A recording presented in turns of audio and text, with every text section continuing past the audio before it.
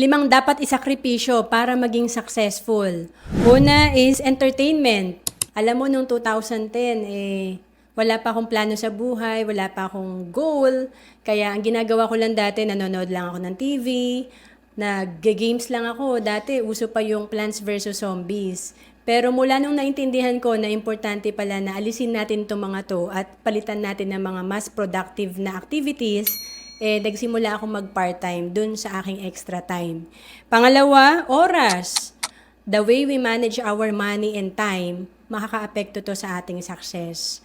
Pangatlo, pahinga o tulog. Siyempre, pag weekend, instead na natutulog lang tayo, nagiging productive na tayo. Dapat maghanap tayo ng pwede natin gawin na makakapagpalapit sa atin sa goal natin, like pag-aaral ng online course o pagkakaroon ng part-time career. And then, pang-apat, mga kaibigan na magastos at walang direksyon sa buhay. Siyempre, dapat alisin natin itong mga negatibo sa ating buhay. Palitan natin ng positive at may mga pangarap sa buhay. And then, pang-5, pride.